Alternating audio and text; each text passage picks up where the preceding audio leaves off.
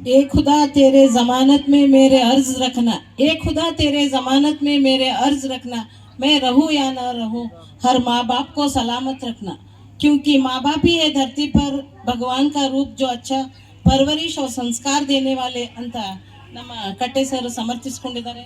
ಇದಕ್ಕೆ ನಮ್ಮ ಮಾತಿನ ಮಲ್ಲರಾದ ಹೆಡೆ ಅವರು ರೆಡಿ ಆಗಿದ್ದಾರೆ ಮೈಕ್ ಹಿಡ್ಕೊಂಡು. ಮೇಡಮ್ ಯಾವಾಗ ಮೈಕ್ ಕೊಡ್ತಾರೋ ಅಂತ ದಯಮಾಡಿ ಸರ್.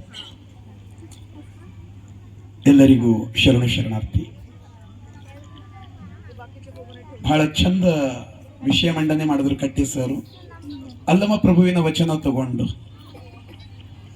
ಕೃತಯುಗದಲ್ಲಿ ಗುರು ಶಿಷ್ಯಂಗೆ ಬಡಿದು ಬುದ್ಧಿಯ ಕಲಿಸಿದಡೆ ಅಂತ.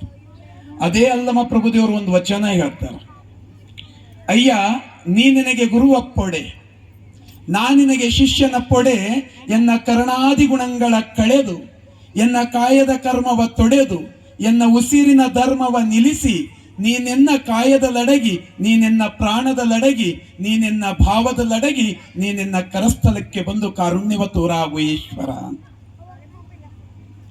ಎಷ್ಟು ಅದ್ಭುತವಾದ ಮಾತದ ಇದು. ಬಹುಶಃ ಎಲ್ಲರೂ ಅರ್ಥ ಮಾಡ್ಕೊಳ್ಬೇಕು. ಇವತ್ತಿನವರೆಗೂ ಅದು ಇವತ್ತಿಗೂ ಚಾಲ್ತಿಯಲ್ಲಿರ್ತಕ್ಕಂತಹ ಮಾತು. ನಾನು ನನ್ನ ಏನು ಕಾಯದ ಕರ್ಮ ಅದ, ನನ್ನ ಕರ್ಣಾದಿ ಗುಣಗಳದವ, ಕೆಟ್ಟ ಗುಣಗಳದವ, ನನ್ನಲ್ಲಿ ಏನ್ ಸಂಸ್ಕಾರ ಇಲ್ಲ, ಏನೇನ್ ನನಗೆ ಕಾಮ ಕ್ರೋಧ ಮೋಹ ಲೋಭ ಮದ ಮತ್ಸರ ಏನೇನ್ ಅದವಲ್ಲ, ಅದು ಕಳಿಬೇಕಾದ್ರ ಹೇ ದೇವ್ರೆ ನಿನ್ನಿಂದನೂ ಸಾಧ್ಯ ಇಲ್ಲ, ನೀನು ಗುರು ಆದ್ರೂ ಮಾತ್ರ ಸಾಧ್ಯ.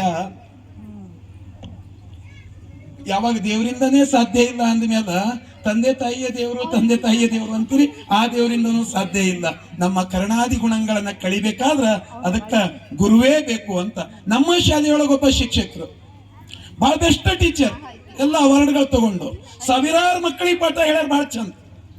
ಅವ್ರ ಕೈಯೊಳಗೆ ಕಲ್ತಿಕ್ಕಂತ ಮಕ್ಕಳು ಇವತ್ತು ಅವರನ್ನ ದೇವರನ್ನ ಪೂಜೆ ಮಾಡ್ತಾರೆ. ಬಹಳ ಬೆಸ್ಟ್ ಸರ್, ಬಹಳ ಚಂದ ನಮಗ್ ಹೆಂಗ್ ಬದುಕ್ಬೇಕಂತ ಕಲ್ಸ್ಕೊಟ್ಟಿರಿ ಅಂತ.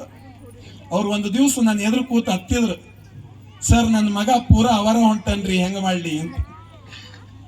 ನಾ ಹಂಗ್ರಿ ಇಷ್ಟು ಸಾವಿರಾರು ಮಕ್ಕಳಿಗೆಲ್ಲ ಉದ್ಧಾರ ಮಾಡಿರಲ್ರಿ, ಸಾವಿರಾರು ಮಕ್ಕಳಿಗೆ ನಾನು ಗುರು ಇದ್ದೀನಿ, ನಾನು ಮನ್ಯಾಗಿದ್ದೀನಿ ಹುಡುಗಗ ನಾನು ತಂದೆ ಇದ್ದೀನಿ ಅಂತ.